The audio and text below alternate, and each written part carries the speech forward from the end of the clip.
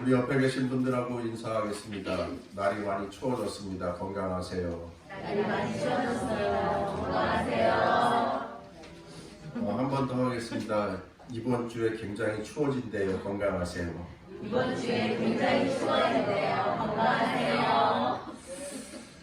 한 번 더 인사하겠습니다. 이번 주에 좋은 일 많이 생기길 바랍니다. 이번 주에 좋은 일 많이 생기길 바랍니다. 아멘. 할렐루야. 아멘.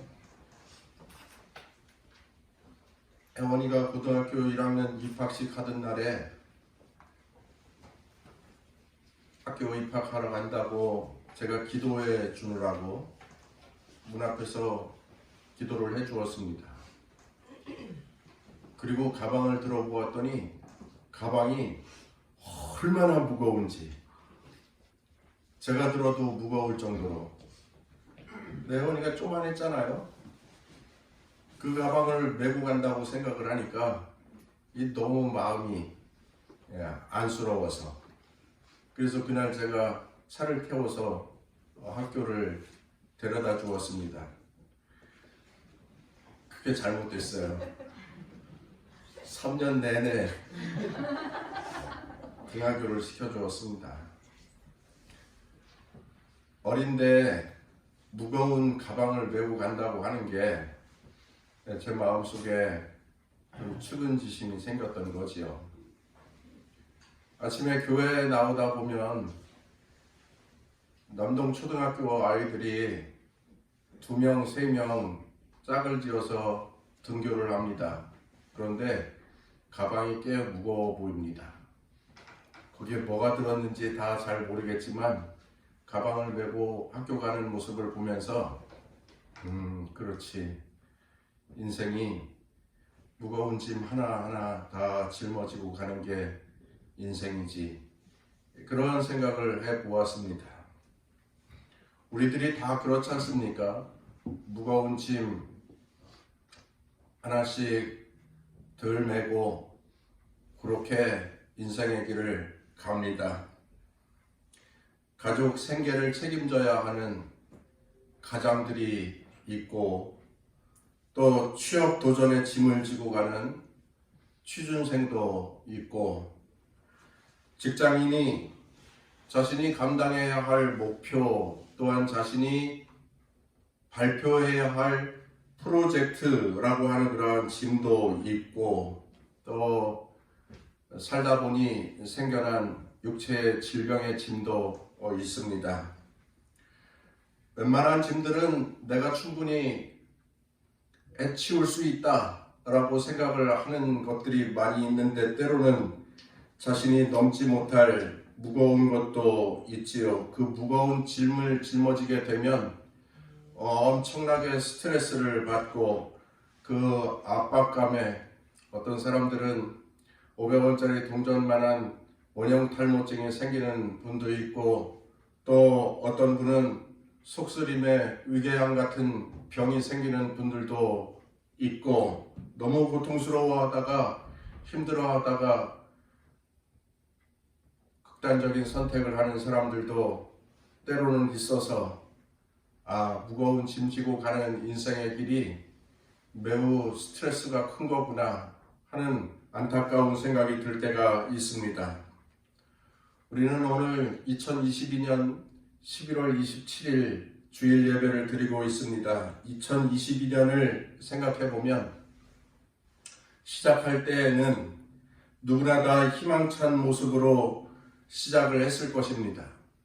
그런데 지난주에 추수감사절 예배를 드렸고 또 며칠만 지나면 11월 달력을 한 장을 떼어내면 이제 2022년이 달랑 한 장 남는데 이제 한 장 남은 달력을 보는 심정은 무거운 마음이 들게 됩니다. 아직도 해결 못한 문제가 있으니까 아직도 처리해내지 못한 중압감이 누구에게나 그 마음속에 생활 속에 있으니까 그래서 그 상황에 또 그 문제에 짓눌려서 피곤하고 지치고 힘겨워하는 인생들이 계실 줄로 압니다. 좀 가벼워졌으면 좋겠다. 이 문제 좀 해결받았으면 좋겠다. 다 그렇게 생각합니다. 내일은 오늘보다 좀 더 수월했으면 좋겠고, 다음 달에는 이번 달보다 좀 평안했으면 좋겠고, 2023년은 올해 2022년보다 어떠한 질병의 문제든 가난의 문제든 좀 더 해결받고 기뻐하는 날들이 되었으면 좋겠다 하는 그러한 생각들이 개인의 생각 속에 다 있을 것입니다. 저는 한 해가 저물어가는 즈음에 어떻게 하면 모든 인생이 지고 가는 이 무거운 짐을 어떻게 해결받을 수 있을까? 고민스러운 짐들이 누구에게나 다 있는데 그 문제를 어떻게 해결할 수 있을까? 여러분들 다 그렇잖아요. 이 문제 빨리 떨쳐버렸으면 좋겠고, 이 지긋지긋한 이 상황을 빨리 끝내버렸으면 그러한 것들이 다 있을 텐데, 그러한 인생의 고민과 걱정의 짐을 어떻게 해결받을 수 있을까를 고민해 보다가 해답을 찾았습니다. 우리들이 너무나도 잘 알고 있는 해답인데 우리들이 늘 생각하지 못하고 그저 무심히 지나가 버리는 그 문제인 것입니다. 너무나도 평범하고 또 너무나도 정확한 것이어서, 그리고 누구에게나 쉽게 깨달을 수 있는 문제라서 소중함을 잃어버리고 그저 그것이 완전한 해결책인 것을 인식하지 못하고 지나간 것은 아닌가 하는 그러한 생각이 드는데, 그 해답을 여러분들에게 오늘 소개하면서 함께 말씀 나누고, 그리고 인생의 가벼워지는 인생을 함께 살아가기를 소원해 봅니다. 오늘 읽은 본문 말씀이 그 해답입니다. 수고하고 무거운 짐진 자들아 다 내게로 오라. 내가 너희를 쉬게 하리라. 할렐루야. 여기 너희를 쉬게 하리라 하는 이 쉼, 쉬게 하리라 하는 이 쉼은 잠깐 하루 편안하게 지나가는 것을 말하지 않습니다. 여기서 말하는 쉼이라고 하는 것은 인간의 마음과 육체와 생활의 완전한 안식이 이루어진 상태, 그 안식은 영원한 평화가 있는 하나님 나라와 연관이 되어져 있습니다. 다시 이야기하면 예수님이 주시는 이 쉼이라고 하는 것은 하루 잠깐 편안함을 느끼고 내일 또다시 고민하고 걱정하는 것이 아니라 영원히 쉼과 안식과 위로와 평강을 얻을 수 있는 삶의 상태, 그것을 말씀하는 것입니다. 이 땅에 살면서 영원한 하나님 나라의 평화를 맛보는 삶, 그 삶을 말하는 것입니다. 바로 그 천국에서의 삶을, 천국에서의 안식과 쉼을 얻을 수 있는 길을 예수님께서 소개하고 있습니다. 이 나라, 이 하나님의 나라는 누구라도 상관이 없습니다. 가정 환경도 상관없고 학력 수준도 상관없습니다. 경제 정도 그런 거 따지지 않습니다. 그 짊어진 짐이 얼마나 무거운지, 그 감당해야 하는 그 무게가 얼마나 힘겨운지 상관없습니다. 예수님은 그 모든 문제를 해결해 주시는 분이시기 때문에 예수님께 나아오면 그 모든 무거운 짐이 가벼움을 얻으리라. 그 모든 힘겨운 삶의 상황이 쉼과 안식을 얻으리라. 할렐루야. 한번 따라서 하겠습니다. 예수님께로 나아갑시다. 한번 더 하겠습니다. 예수님께로 나아가길 원합니다. 다 내게로 오라. 예수님의 명령입니다. 다 내게로 오라. 예수님께서 말씀하십니다. 여러분, 본문에서 예수님이 쉼을 말씀하신 이 이유는 사실 구약의 율법에 사로잡혀서 무거운 짐 지고 살아가는 유대인들을 향하여서 한 말씀입니다. 예수님 당시에 유대인들, 예루살렘 사람들, 그들이 가장 무겁게 짊어지고 가고 있던 짐이 무엇인지 아십니까? 율법이라고 하는 것입니다. 율법은 반드시 해야 되는 것 천지이고, 율법은 반드시 하지 말아야 되는 것 천지입니다. 그러니 아침에 일어나서 밤에 잠잘 때까지 다 율법과 관계가 있습니다. 이것은 꼭 해야 되는 일이고, 이것은 하지 말아야 되는 일이고, 조금만 지나면 이거는 반드시 해야 되는 일인데 내가 못하고 있고, 이것은 하지 말아야 되는 일인데 내가 이것을 범하고 있고, 아침부터 밤 늦게까지 율법에 얽매이고, 율법에 붙잡히고, 율법의 올무에 사로잡혀 살고 있었던 것입니다. 당시 바리새인들과 서기관들은 율법주의자라고 이야기를 하잖아요. 그런데 이 율법주의자들에게는 할라카라고 하는 613개의 율법 조항을 가지고 있었습니다. 그런데 이것을 가지고 하나님이 기뻐하는 삶을 살아야 합니다. 이것을 가지고 하나님이 영광 받으시는 삶을 살아야 합니다. 라고 소개하고 또 가르쳐주고 하는 것이면 하나님께서도 영광을 받으시고 하나님께서도 기뻐하셨을 텐데, 실제로 거기에 폐단이 있었는데 그 폐단은 바로 율법으로 다른 사람들을 정죄하는 것이었습니다. 율법으로 다른 사람들을 공격하는 것이었습니다. 그래서 대부분의 유대인들은 율법 사회에서 이 율법 때문에 지켜야 하는 율법, 지키지 말아야 하는, 하지 말아야 하는 것을 가르쳐주는 율법, 이 율법 때문에 너무너무 힘들고 무거운 짐지고 하루하루를 살아갔던 것입니다. 율법만으로도 무거운데 거기에 정죄가 있고 비판이 있고 손가락질이 있고 공격이 있고 하니 유대인들은 너무나도 무거운 짐지고 살아가고 있었던 거지요. 그들에게 예수님께서 말씀하는 겁니다. 수고하고 무거운 짐 지고 살고 있구나. 너희들이 참 수고하고 무거운 짐을 지고 살아가고 있구나. 예수님께서 그들에게 그렇게 측은지심으로 바라보시면서 말씀한 겁니다. 다 내게로 와라. 내가 쉼을 얻게 할 것이다. 여러분, 오늘날 그리스도인 된 우리들, 사실 따지고 보면 그 2000년 전 유대인들과 다를 바 없는 삶을 살고 있는 인생입니다.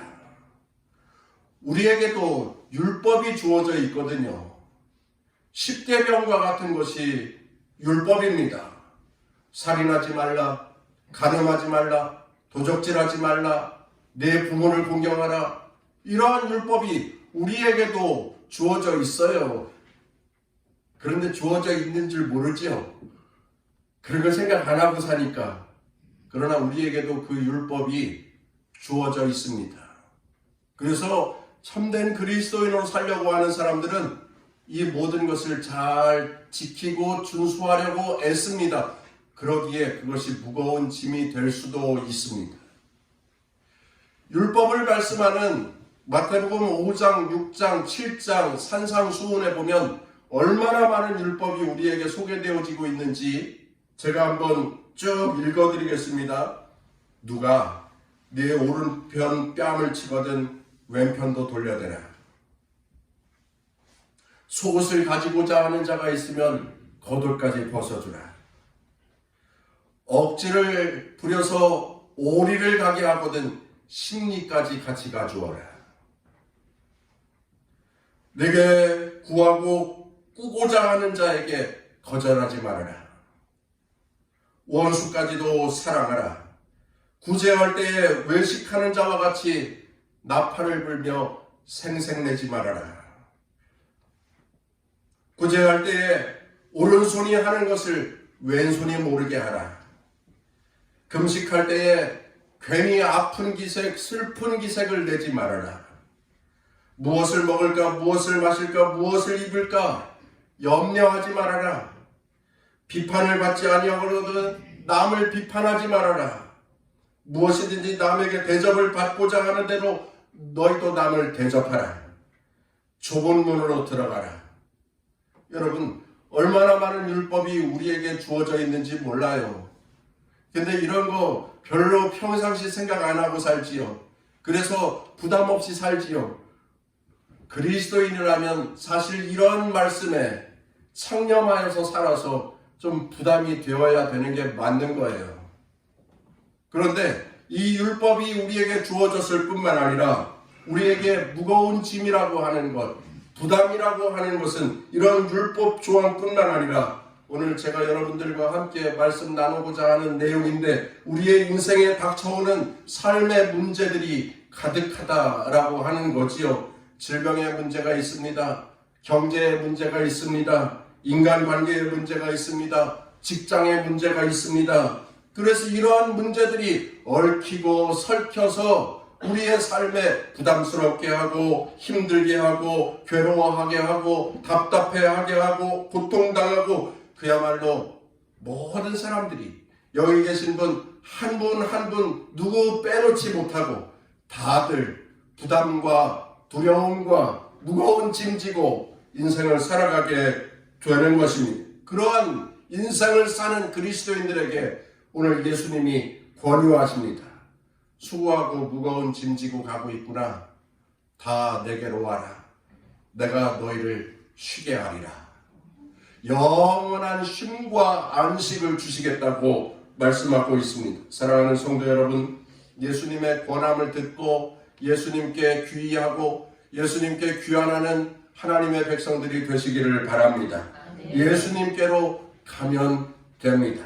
예수님께로 가서 예수님께 맡기면 됩니다. 나 혼자 고생하지 말고, 나 혼자 고민하지 말고, 나 혼자 힘들어하지 말고 예수님께 나와 엎드려 기도하면서 예수님 앞에 나와서 함께 예배하면서 예수님께 내어 맡기는 것입니다. 여러분, 맡긴다고 하는 것 언젠가도 설교를 드렸습니다마는 내어 던진다라고 하는 뜻이 있다고 말씀을 드렸어요. 예를 들어서 무거운 짐을 머리에 이었거나 아니면 등에다 지고서 여러분 높은 언덕을 올라간다고 생각을 해보세요.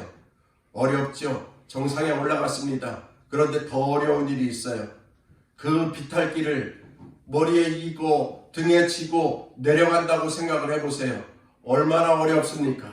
얼마나 힘듭니까? 그런데 그 짐을 내어 버려라. 내어 던져라.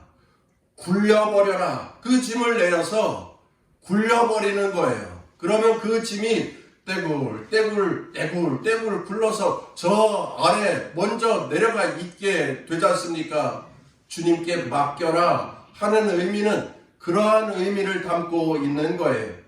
네가 책임지고 네가 감당하려고 애쓰지 말고 주님께 내어 던져라. 주님께 내어 버려라. 주님께 책임을 전가해라. 모든 책임은 다 주님께 맡깁니다. 이 말씀은 너희들의 고민과 걱정을 다 주님께 내어 맡겨라.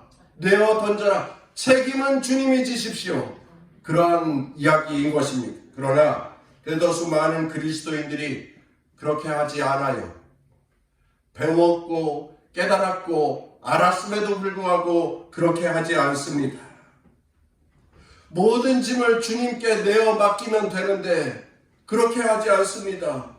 심지어는 고집을 부리면서 짊어지고 가고 있습니다. 자기에게 아무런 유익도 없는데 내 거라고, 이건 내 거야 하고 낑낑대면서 짊어지고 이고 가고 있는 것입니다. 그렇게 무거운 것인데도 말입니다. 좀 더 이해하기 쉽게 말씀을 드리겠습니다. 여러분, 주일이면 교회 오실 때에 각자 저마다 지고 있는 짐의 문제를 가지고 예배드리러 나옵니다. 예배하러 나올 때에 내 무거운 삶의 짐이 함께 오는 거예요. 왜? 하나님께 맡기려고. 그래서 그렇게 예배드리러 오는 거예요. 이 모든 문제를 다 풀어버렸으면 좋겠는데 해결받지 못한 문제, 그거 떠안고 그 짊어진 채로 예배당에 오는 거예요. 그리고 예배당에 앉았습니다. 내가 예배당에 앉는 순간 내 옆에 내가 이 짊어지고 있는 짐도 같이 내려놓는 거예요. 그리고 기도합니다. 기도도 청산유수로 잘합니다. 주님 앞에서 해결받기를 소원합니다. 주님 안에서 평강을 누리기를 원합니다. 주님께 이 짐을 다 맡깁니다 하고서 소원하여 기도도 드립니다. 찬송하고 신앙 고백도 드리고 또 말씀도 듣고 또한 그 옆에 앉은 성도와 교제하면서 반가워하고 서로 축복합니다. 심지어는 예배드리면서 은혜도 받았다고 합니다. 진짜 문제를 다 해결받은 것 같습니다. 자유해진 것 같습니다. 고백도 하고 간증도 합니다. 두 손을 높이 들고 찬송도 합니다. 그렇게 예배의 시간이 다 끝났습니다. 그 다음입니다. 예배가 다 끝났고 이제 집에 가야 합니다. 주님께 다 내어 맡겼으면 나만 일어나 가면 됩니다. 가벼워진 마음으로 내 모든 문제를 해결해 주신 하나님께 다 전가하였으니 나만 일어나서 가면 됩니다. 그런데 일어나면서 경제 문제의 짐, 너 이리 와, 내 거니까 하고서 또 짊어집니다. 자식 문제의 짐, 너도 이리 와, 내 거니까 내가 다시 짊어집니다. 직장 문제, 너도 이리 와, 친구 문제, 너도 이리 와, 그리고 짐을 한가득 짊어지고 나서 또 깜짝 놀랍니다. 그 짐이 너무 무겁다. 그런데 스스로 고백합니다. 내가 해결해야 되니 어떻게 해? 내가 짊어지고 가야지. 그렇게 주님 앞에 짐을 내려놓겠다고 짐 지고 이고 왔다가 내려놓고 예배 끝나면 다시 그 짐 다 짊어지고 또 나가는 겁니다. 순간 은혜 받았다고 착각했던 것입니다. 순간 문제 해결했다고 스스로 잘못 판단했던 것입니다. 그리고 짐 지고 나가면서 아이고, 이 문제를 어떡하나? 이 문제를 어떻게 해결하나? 이 큰 고민을 어떻게 이번 주에 해결해야 될 텐데, 이번 주에 누구를 만나야 되나? 이번 주에 어떻게 이 문제를 풀어가야 되나 하면서 나아가고 그렇게 하루를 살고 또 한 주간을 짐을 짊어지고 살아가는 겁니다. 짐에 치이고 짐에 부딪히고 또한 짐에 무너지고 짐의 무게에 부담감을 갖고 그렇게 또 살아가는 겁니다. 주님이 원하시는 모습이 그게 아닌데 주님은 다 내게로 와라. 내가 쉼을 너희에게 주리라. 무거운 짐, 다 내려놔, 다 내려놔.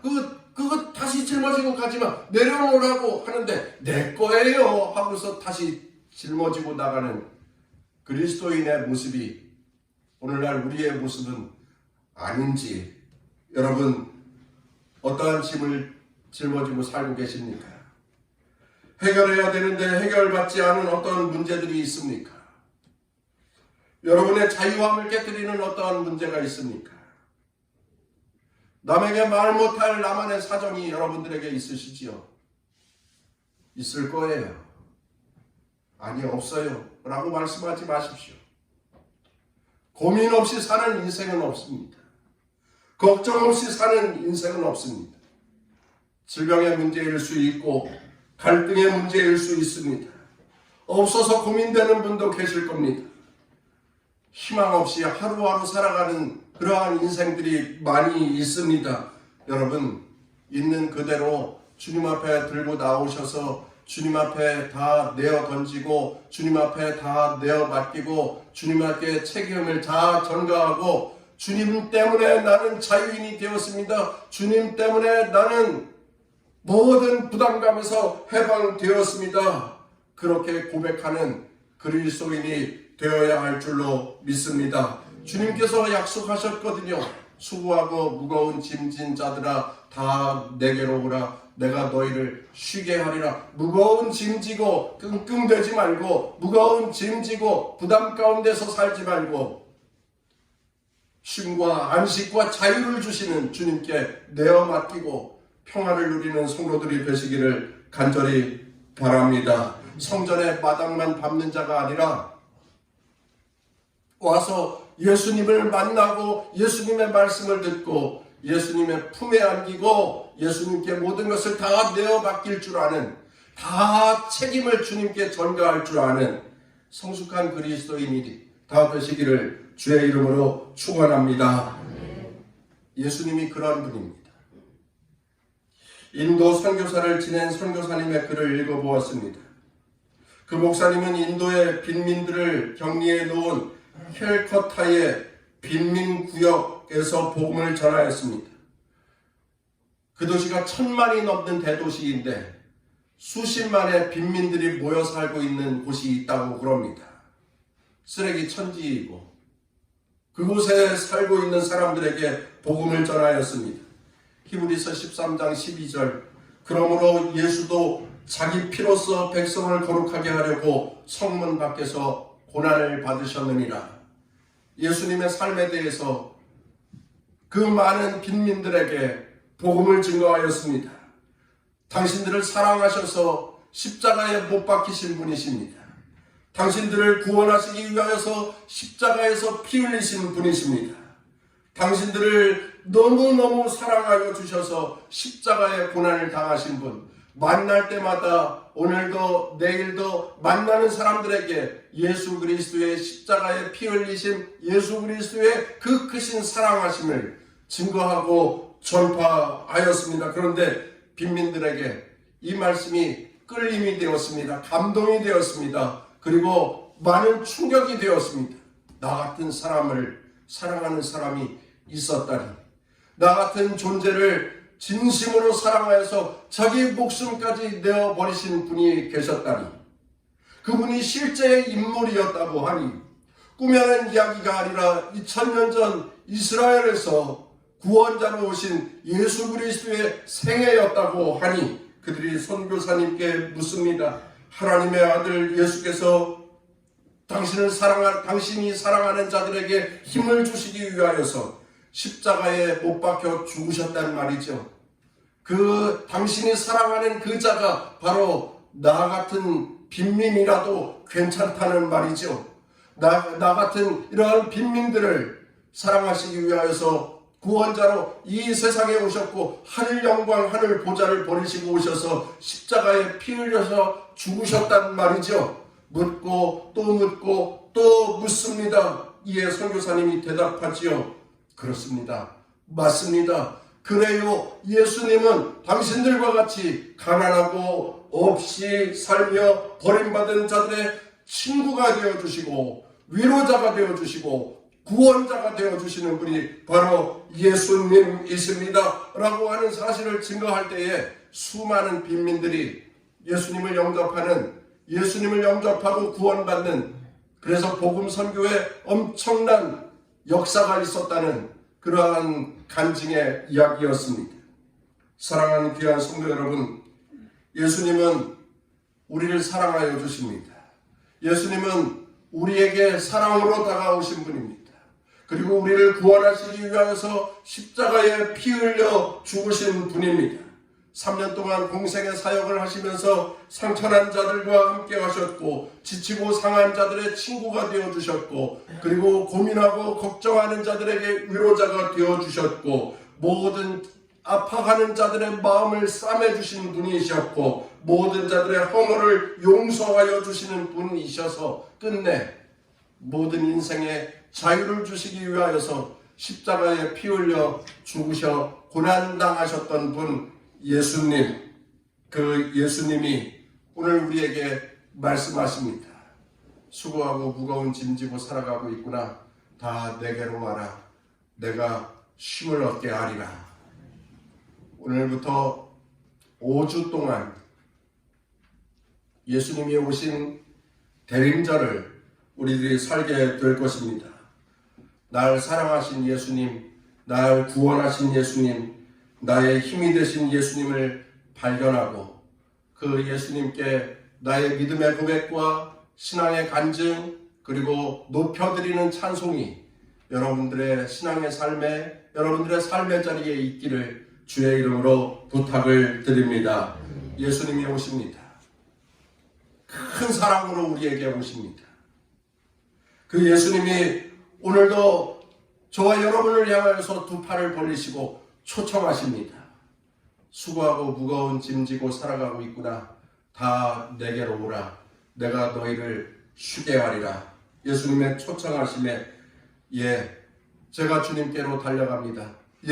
제가 예수님께로 나아갑니다. 주께로 갑니다. 응답하고 날마다 믿음의 성숙을 이루어가는 남동 동산교회 귀한 성도들이 다 되시기를 주의 이름으로 축원합니다.